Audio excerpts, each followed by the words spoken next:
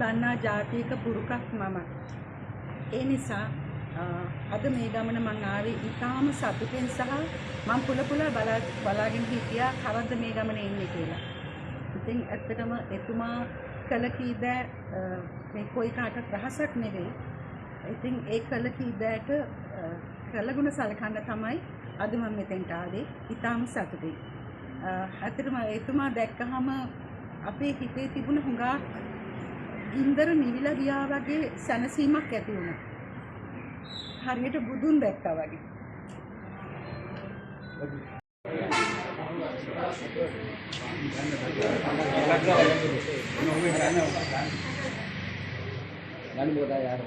දත්‍රෝණ මහත්තයා කිව්වා වගේ අතුරු ජීවිතය සලකන තමයි අපි ආවේ. අපේ සංස්කෘතියේ මුල් තියෙන එතන, අපේ ජාතියේ මුල් තියෙන එතන, රටේ මුල් තියෙන එතන. අද විශාල වශයෙන්ම පහර ගහන්නෙත් මේ සංස්කෘතියටයි. මේක නැතිකොලොත් තමයි අපි යට කරන්න පුළුවන් වෙන්නේ. නමුත් ඒක යටි කරන්න දෙන්නෙත් නැහැ. දෙන්න හම්බ වෙන්නෙත් නැහැ. මහින්ද රාජපක්ෂ කියන්නේ අපේ සංස්කෘතියේ මුදුන් මුලක්. ජාතිය වීරයෙක්. මගේ දේශපාලන ලෝකයේ වීරවරියක් සහ වීරවරයෙක් ඉන්නේ. එක්කෙනෙක් සිරිමාව බණ්ඩාරනායක මැතිණිය. අනිත් එක්කෙනා මහින්ද රාජපක්ෂ මහත්මයා. මේ දෙන්නට සම කරන් දෙන්නෙක් ආයි පහළ වෙන්නෙත් නැහැ. අපිට ලැබෙන්නෙත් නැහැ. අපේ ජීවිතවල වාසනාව උදා වුණා ඒ කාලේ ජීවත් වෙන්න. මහින්ද මහත්තයාට මම විදුක් ප්‍රතියෝගී සුවය ප්‍රාර්ථනා කරන චිර ජීවනයේ ප්‍රාර්ථනා කරන අප සියලුම දෙනා වෙනුවෙන් එතුමාට ජය වේවායි කියලාත් මම ප්‍රාර්ථනා කරනවා.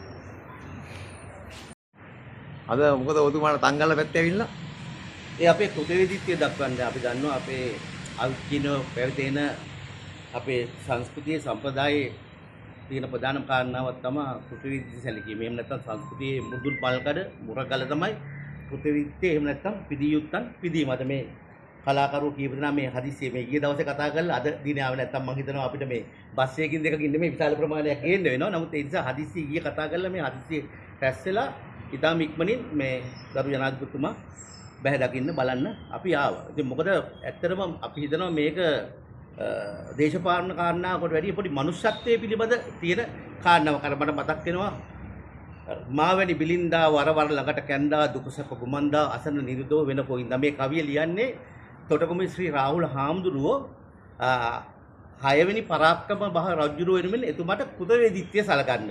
මම හිතනවා මේ රාහුල හාමුදුරුවෝ ඒ ලියපු කාව්‍ය අදට අපි ආදේශ කළොත් මම හිතනවා අපේ પરම්පරාවේ එහෙම නැත්නම් අපේ යුගයේ ඒක ආදේශ කරන්න පුළුවන් ඉන්න එකම නායකයා තමයි ගරු මහින්ද රාජපක්ෂ ජනාධිපතිතුමා. මම හිතනවා එතුමා තරම් සංවේදී ජනනායකයෙක් අපි දැකලා නැහැ. රටේ ක්ෂේත්‍රත් කරපු රටේ සියලුම මේ සම්පත් සංවර්ධනය කරපු අය මනුෂ්‍යත්වයේ පැත්තෙන් අද අපි එකට මේ මොහොතකට ඇවිල්ලා අපිට ඉන්න පුළුවන් ඉෂ්ටපස්තාවක් හදලා දුන්න.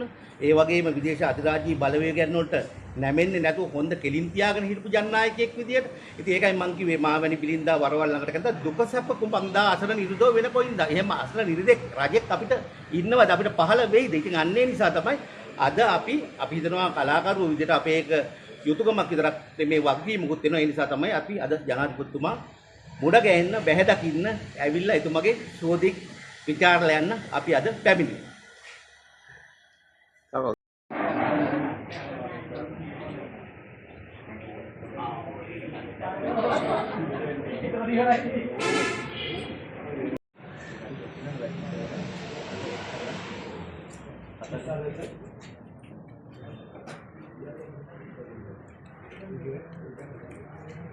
මේ කොටේ